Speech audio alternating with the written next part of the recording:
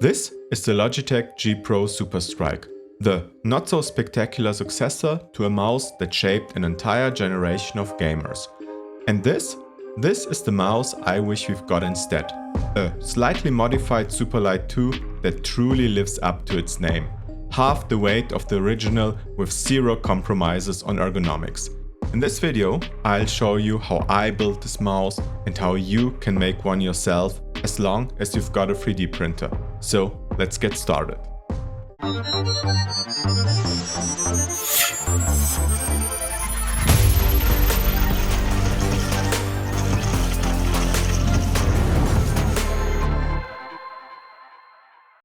When I saw the first announcement of the Superstrike, I was excited. In the past, with every major update, Logitech managed to take another big step ahead of the competition and raise the bar for what a great gaming mouse can be.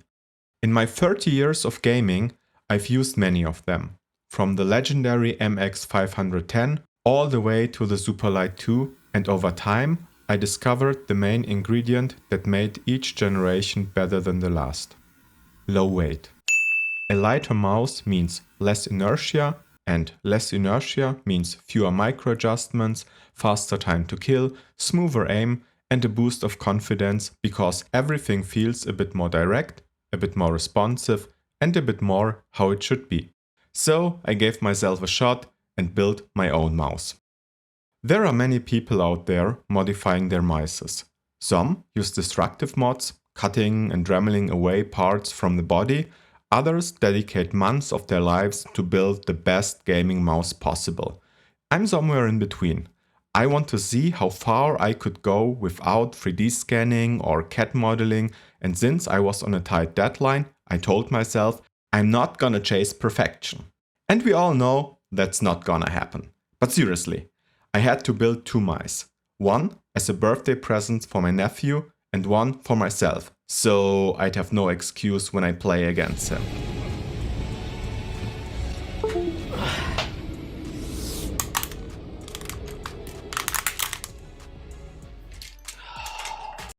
I started by checking my go-to 3D printing sites to see what's publicly available. The cool thing about 3D printing is that most of the time you're not the first person with a certain idea, so chances are high that someone has already designed something you can use, or at least something that gives you a better starting point than modeling from scratch.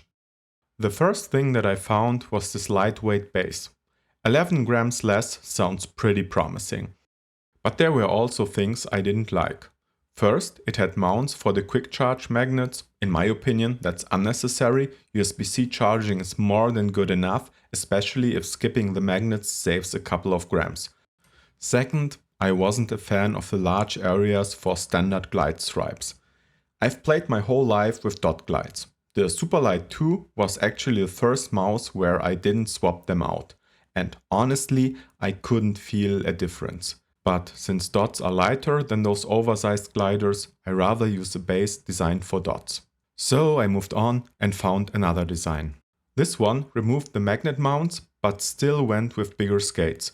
Not perfect, but I thought it would be fine to use the Viper Mini version, throw 6 dots on it and call it a day. The cool thing about this design was that the outer also provided a step file. That would have made it super easy to modify and perfectly fit my needs, but since CAD was a no-go for this project, I moved on. The last design I found was this ultralight base, promising just 14 grams. It ticked all my boxes, no mounts for magnets, made for dot skates, with the only downside that it wasn't free. For me, that's fine. The person who designed it clearly put a lot of time, effort and material into this build and documented every step to print and assemble it. So spending a couple of bucks for support, that's perfectly fine for me. Now that I had a base, I moved on and found this endoskeleton. I'd seen plenty of videos of people cutting away all the unnecessary parts inside of a mouse, so I knew there was a lot of weight saving potential here. But looking at those complex shapes, I also knew it would be tough to print them on an FDM printer. And even if it worked, removing all the necessary supports without breaking the part would be a nightmare.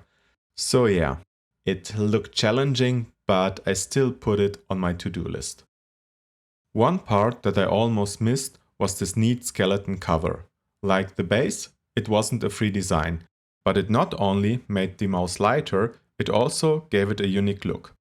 And since I'm a sucker for aesthetics, I decided to use it. But this part came with plenty of challenges. It's really thin, so removing its supports without breaking it was nearly impossible. And even if I managed to print it, I had the feeling you'd still notice the layer lines when resting your hand on the cover. That could be really distracting while gaming, or even worse, after a long session, even cause sore or pain. So I decided to take a different route and produce that part at my today's sponsor, PCBWay. PCBWay doesn't just make PCBs, they also offer professional 3D printing services. For this part, I used their selective laser sintering process. Unlike FDM printing, where melted plastic is laid down layer by layer, SLS fuses fine nylon powder with a laser. The result?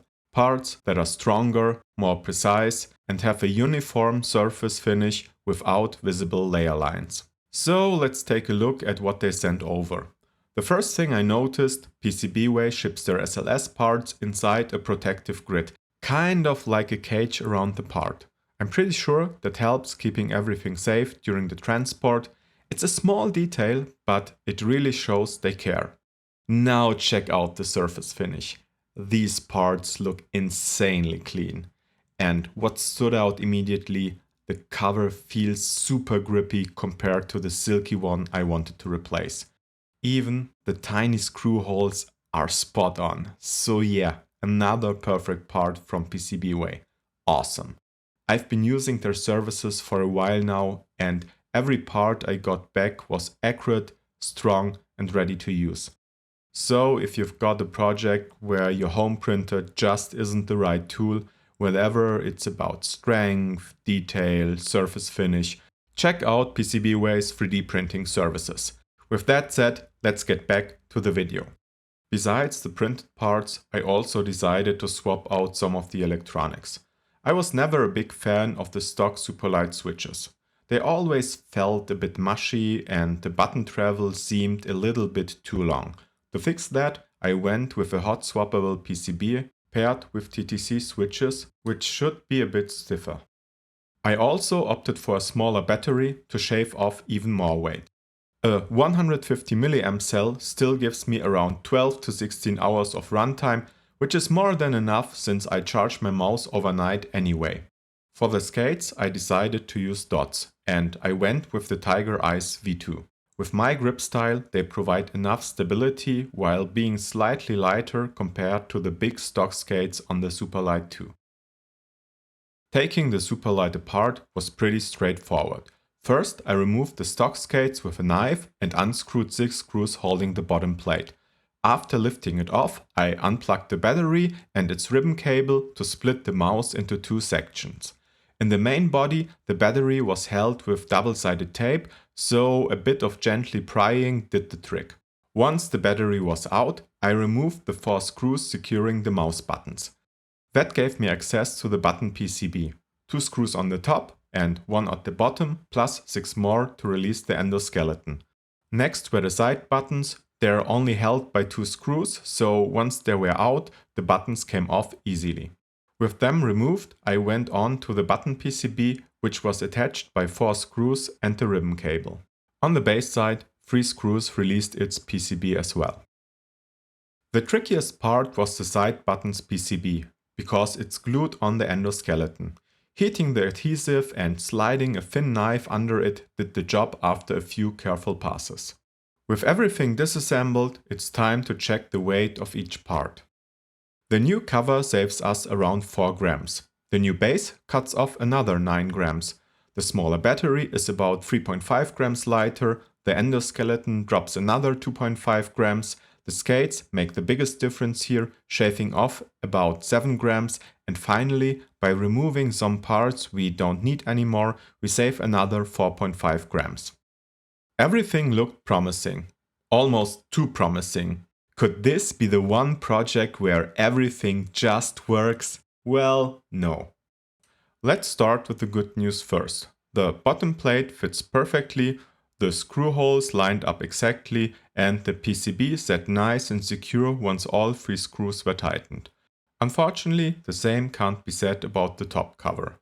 Here, the screw holes in the model were simply too small. At first I suspected shrinkage, but after double checking the STL files, that wasn't the case. The real issue was that the screws in the Superlight aren't self-tapping, so there was no way to drive them in directly. Luckily, I found a screw of roughly the same size and I used it to tap all the holes. After that, everything went in just fine. Next, I moved on to the side button PCB. It aligned perfectly with the 2 pins on the endoskeleton and the screws fit without a problem. But as soon as I tried installing them into the top cover, I noticed pressure on the back button. I tried loosening the screws, wiggling the skeleton a bit, but I had no luck. To be sure, I tested it with the original case and the exact same issue showed up there as well. After checking the comments under the model, it seems like nobody else had to run into this issue. So I double checked the sliced model, measured the original endoskeleton, and sure enough, the angle and the thickness of the part just didn't match. My guess is that since this mouse was bought just a couple of weeks ago, Logitech might have updated the design in a later revision, maybe to simplify manufacturing or to reduce failure rates, I don't know. So what's now? I could just stick with the old endoskeleton and accept it being 4 to 5 grams heavier, or, well, you already know what's coming next. So I decided to adapt the endoskeleton to my mouse. And also I wanted to fix a few things I noticed during the build that felt like design flaws. I imported both parts, the mouse buttons and the side button skeleton, into Fusion 360 and started cleaning them up to create a proper base model. Right away the model felt strange. Most of the geometry wasn't even combined into a single solid. My guess is that the original designer didn't use a proper CAD program for modeling it. So my first step was to merge everything into one clean solid body, but once I did that I realized the body itself had multiple errors. Some surfaces overlapped but weren't actually joined, which meant Fusion threw errors as soon as I tried to modify them. In the end, I had to completely remodel the parts. Not particularly challenging, but definitely time consuming.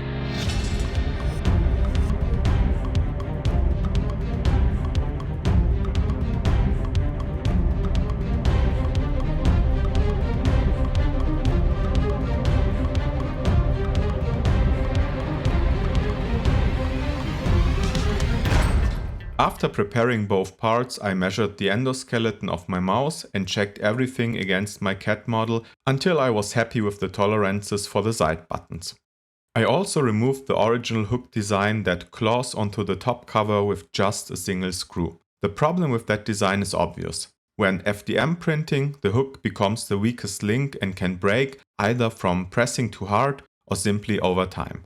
So I decided to merge the side buttons endoskeleton with the one for the main buttons, making the whole structure stronger and more reliable.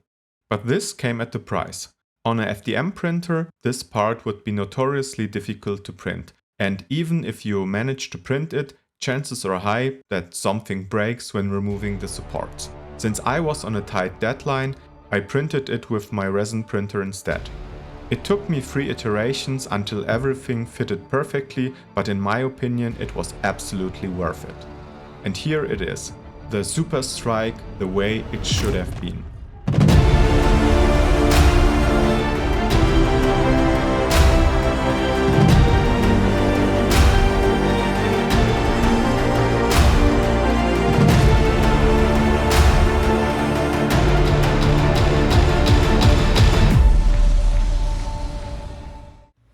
To test the mouse, I jumped straight into my daily aiming routine in Kovacs.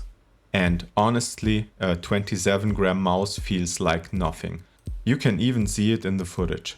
I was constantly overshooting. My muscle memory needed time to adjust to the insanely low inertia and momentum. But right from the start, the mouse felt more responsive. It gave me more confidence, more control. The difference was huge. Of course, that didn't show up in the score on day 1. It took a bit of time to adjust. By day 2 though, my target switching looked sharper. I felt more on point and it definitely didn't feel like a compromise. I could still use my palm grip, there was zero flex and the mouse felt just as rigid as the original, only at half of the weight. That's when I got hooked. I wanted to prove that I could beat my old records, but with that pressure I actually got worse at keeping focus, so I took a day off to reset. On day 4 I had the breakthrough idea. With less inertia I had more control over my flicks, so why not increase my sensitivity a bit to take advantage of it? It took some time to adapt, but even with 20% higher sensitivity I could maintain my level. No high score yet, but I was confident it would come. The higher sensitivity felt good. I tried to raise it before, but I always lost accuracy by doing it, since I was not able to consistently flick between targets and I had to compensate for it by more micro adjustments. By day 5, everything clicked. My muscle memory had fully adapted to the new sensitivity and I was consistently hitting almost my high scores, so I decided to lock into one scenario and grind it out. On my third attempt that day, I finally broke my first high score and the crazy part is I beat it again immediately in the very next run. Over the week I tracked all my data and managed to break records in 7 out of 12 routines I practiced daily. Even more impressive, my score deviation dropped by about 17% compared to before. So yeah, the higher sensitivity combined with the reduced inertia really made me more consistent. Overall, I'm super happy with how this project turned out. Yes, I had to adapt a lot of parts, and yes, it took way more time than I expected when I started. But in the end, I made this mouse my mouse. The mouse the Superstrike should have been in the first place. As always, I've shared my design and everything you need on Printables. So if you want to build one or optimize the design even further, you've got everything you need. And one last thing. Projects like this take a lot of time and energy. And your support is what makes them possible. So if you enjoyed this video, please leave a like, drop a comment and subscribe to my channel. It really helps me to make this project visible here on YouTube and it keeps me motivated to bring you the next one. With that said, thanks for watching and now get out of here.